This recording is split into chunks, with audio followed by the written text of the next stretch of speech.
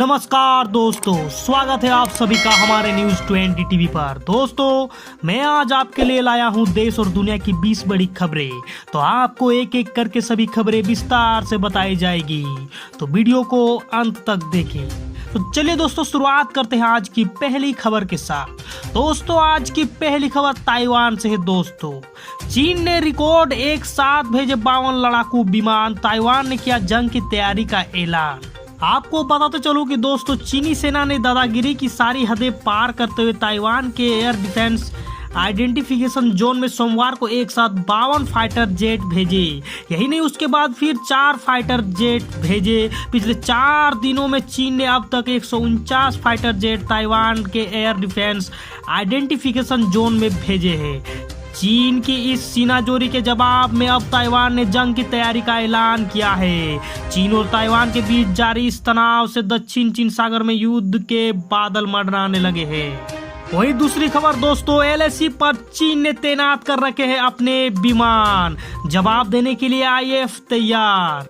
आपको बताते चलो कि दोस्तों, भारतीय वायुसेना प्रमुख वी.आर. चौधरी ने कहा है कि चीन ने वास्तविक नियंत्रण रेखा के निकट 3 एयरबेस पर चीन ने अपने विमान तैनात कर रखे हैं। उन्होंने यह भी कहा कि ड्रैगन लगातार अपना इंफ्रास्ट्रक्चर सीमा पर बढ़ा रहा है। हालांकि उन्होंने ये कहा कि भारत लगातार पैनी निगरानी कर रहा है और जवाब देने के लिए पूरी तरह से तैयार है।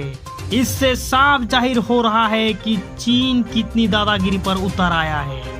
वही एक बड़ी खबर दोस्तों, ब्रेन कैंसर के इलाज में इजराइल को बड़ी कामयाबी। ट्यूमर को प्रोटेक्ट करने वाली कोशिकाओं की पहचान की। आपको बताते चलो कि इजराइल के वैज्ञानिकों ने ऐसी खोज की है जिससे ब्रेन कैंसर के इलाज के लिए बड़ी कामयाबी मिल सकती है। वैज्ञानिकों ने उन कोशिकाओं की खोज की है जो पहले तो कैंसर के खिलाफ लड़ाई लड़ती है, लेकिन बाद में ट्यूमर को प्रोडक्ट करने लगती है। यह खोज तेल अवीव यूनिवर्सिटी के रिसर्चर्स ने की है। अब खबर यूपी से दोस्तों, लखीमपुरा कांड पर प्रियंका गांधी के तेवर ने यूपी के कार्यकर्ताओं में फूकी जान। जमीन तलाशने में जुटी कांग्रेस। आपको पता चलो कि लखीमपुरा खेरी में 4 किसानों सहित 8 लोगों की मौत ने जहां एक तरफ भारतीय जनता पार्टी की चुनौती बढ़ा दी है, वहीं विधानसभा चुनाव से ठीक पहले इस घटना ने विपक्ष को बड़ा मुद्दा दे दिया है। कांग्रेस ने अपने आक्रामक तेवरों के जरिए साफ कर दिया है कि वह किसानों के मुद्दे पर किसी भी हद तक जाने के लिए तैयार है। वही किसान गुरविंदर के परिवार ने लगाया पीएम रिपोर्ट में गड़बड़ी का आरोप, रोका अंतिम संस्कार। आपको बताते चलो कि उत्तर प्रदेश के लखीमपुर में हुई घटना में मारे गए बहराइच के किसान गुरविंदर को लेकर बड़ी खबर आ रही है। यहाँ डीएम और एसपी मृतक किसान के परिजनों से अंतिम संस्कार के लिए मानने में जुटे हैं। दरअसल परिजनों ने मृतक किसान गुरविंदर की पोस्टमार्टम रिपोर्ट में गड़बड़ी का आरोप लगाया है। परिजनों का आरोप है कि गुरविंदर की गोली लगने से मौत हुई है। परिजनों के मुताबिक पीएम रिपोर्ट में गोली से मौत की बात नहीं बताई गई है। वहीं मौके पर डीएम, एसपी सहित कई थाने की फोर्स व पीएससी बल तैनात है। वहीं इसी बीच लखीमपुरा हिंसा में मृतकों की पोस्टमार्टम रिपोर्ट आई सामने। घिसटने और चोट लगने से हुई 8 लोगों की मौत, गोली लगने से नहीं हुई किसी की जान। आपको पता चलो कि लखीमपुरा हिंसा में मृतकों की पोस्टमार्टम रिपोर्ट मंगलवार को आ गई। पोस्टमार्टम रिपोर्ट में कहा गया है कि सभी 8 लोगों की मौत चोट लगने, घसीटने, खून के ज्यादा बह जाने और ब्रेन हेमरेज के कारण हुई है। इनमें से किसी को भी गोली लगने नहीं लगी। वही दोस्तों, राकेश टिकैत के समझाने पर माने लवप्रीत सिंह के परिजन, किया शव का अंतिम संस्कार। आपको बता चलो कि तिकुनिया की हिंसक घटना में मारे गए किसानों की पोस्टमार्टम रिपोर्ट में खेल किए जाने का आरोप लगाते हुए मृतक किसान लवप्रीत सिंह के परिजनों ने मंगलवार को अंतिम संस्कार करने से इनकार कर दिया था। तो मौके पर राकेश टिकैत पहुंच गए और उन्होंने मृतक के परिजनों से बंद कमरे में वार्ता हुई। वार्ता के बाद परिजन मान गए और शव का अंतिम संस्कार कर दिया। वही दोस्तों, ममता के शपथ ग्रहण पर गतिरोध टूटा। विधानसभा में राज्यपाल ही दिलाएंगे शपथ। आपको बता चलो कि पश्चिम बंगाल में बीते कई दशकों में यह पहला मौका होगा जब उपचुनाव में जीतने वाले विधायकों को राज्यपाल शपथ दिलाएंगे। अब तक ये जिम्मेदारी विधानसभा अध्यक्ष ही निभाते रहे हैं। पश्चिम बंगाल के राज्यपाल जगदीप धनखड़ और राज्य सरकार के आपसी रिश्तों की तलखी तो जग जाहिर है। विधानसभा चुनाव के बाद दोनों की ओर चुप्पी से युद्ध विराम की स्थिति बनती नजर आ रही है। वही एक चौंकाने वाली खबर आए सामने दोस्तों, भारत में गहराता कोयला संकट। सरकार अलर्ट, ऊर्जा मंत्री ने हालात को बताया अनिश्चित। आपको बता चलो कि कोरोना वायरस महामारी से उभरती देश की अर्थव्यवस्था पर कोयला संकट का खतरा मंडरा रहा है। देश के कोयला संचालित स्टेशन में ईंधन की भयंकर कमी आ गई है। वही सरकार भी स्थिति को असामान्य और अनिश्चितता बता रही है। भारत में करीब 70% बिजली का उत्पादन कोयला से चलने वाले स्टेशनों में होता है। हालांकि भारत ही नहीं, यूरोप, चीन में कई जगहों पर ऊर्जा का संकट बढ़ रहा है। वही एक पंडोरा पेपर्स में सचिन तेंदुलकर का नाम, पत्नी अंजलि और ससुर को भी मिले थे 60 करोड़ रुपए के शेयर्स। आपको बता चलो कि भारतीय क्रिकेटर के सुपरस्टार और भगवान माने जाने वाले सचिन तेंदुलकर का नाम पेंडोरा पेपर्स की भी रिपोर्ट में है। राज्यसभा सदस्य रह चुके तेंदुलकर और उनके परिवार के नाम पर ब्रिटिश वर्जिन आइलैंड्स में कुछ कंपनियां थी जिन्हें 2016 में लिक्विडेट कर दिया गया था। वही नीति आयोग की रेटिंग में बिहार काफी नीचे, नाराज नीतीश बोले हम भेजेंगे अपना जवाब। आपको बता चलो कि नीतीश कुमार ने कहा मुझे पता नहीं है कि नीति आयोग किस प्रकार और किसके माध्यम से अपना काम करती है।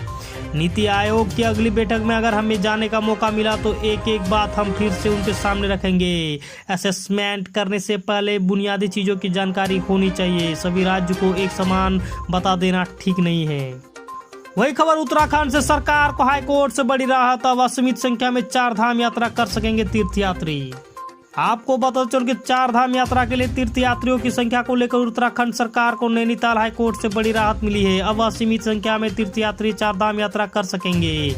हाईकोर्ट में आज 4 धाम यात्रा में श्रद्धालुओं की संख्या बढ़ाने के मामले में सुनवाई हुई। इस दौरान कोर्ट ने 4 धाम में तीर्थयात्रियों की संख्या को लेकर फैसला सुनाया। बता दें कि पूर्व में कोर्ट ने केदारनाथ धाम के लिए प्रतिदिन 800, बद्रीनाथ धाम के लिए 1000, गंगोत्री के लिए 600, यमुनोत्री के लिए 400 श्रद्धालुओं की ही अनुमति दी थी। वही प्रियंका की गिरफ्तारी पर बोले नवजोत सिंह सिद्धू, पंजाब से लखीमपुर तक करेंगे मार्च। आपको बता चलो कि यूपी के लखीमपुर में खीरी में किसानों के विरोध प्रदर्शन के दौरान भड़की हिंसा को लेकर अब पंजाब कांग्रेस अध्यक्ष नवजोत सिंह सिद्धू का बयान सामने आया है। नवजोत सिंह सिद्धू ने मंगलवार को कहा कि अगर कल तक किसानों की नृशंस हत्या के पीछे केंद्रीय मंत्री के बेटे को गिरफ्तार नहीं किया जाता है तो पंजाब कांग्रेस लखीमपुर खीरी की ओर मार्च करेगा। इसके साथ साथ सिद्धू ने कांग्रेस की महासचिव प्रियंका गांधी की गिरफ्तारी को अवैध करार दिया है। वही दोस्तों, भारत ने यूएन में इमरान खान को लगाई लताड़, कहा एक तरफ शांति की बात और दूसरी तरफ हिंसा। आपको बता चलो कि संयुक्त राष्ट्र के मंच से कश्मीर का राग अलापने वाले पाकिस्तान और वहां के प्रधानमंत्री इमरान खान को भारत ने आतंकवाद के मुद्दे पर एक बार फिर लताड़ लगाई है। संयुक्त राष्ट्र महासभा के 76वें सत्र में भारत ने राइट टू रिप्लाई के तहत फर्स्ट कमेटी जनरल डिबेट में पाकिस्तान को आतंकवाद का केंद्र बताते हुए कहा कि एक तरफ पाकिस्तान की स्थायी प्रतिनिधि शांति की बात करते हैं जबकि उनके प्रधानमंत्री ओसामा बिन लादेन जैसे आतंकवादियों का महिमा मंडन करते हैं। वही दोस्तों, कोरोना से मौत पर देना होगा मुआवजा। सुप्रीम कोर्ट ने पीड़ितों के परिवार को 30 दिन के अंदर 50,000 मुआवजा देने का आदेश दिया। आपको बताते चलो कि कोरोना संक्रमण के कारण होने वाली मौतों पर मुआवजे का रास्ता साफ हो गया है। सुप्रीम कोर्ट ने सोमवार को केंद्र सरकार की उस योजना को स्वीकृति दे दी है जिसमें कोरोना से मौत पर 50,000 का मुआवजा देने की बात कही गई थी।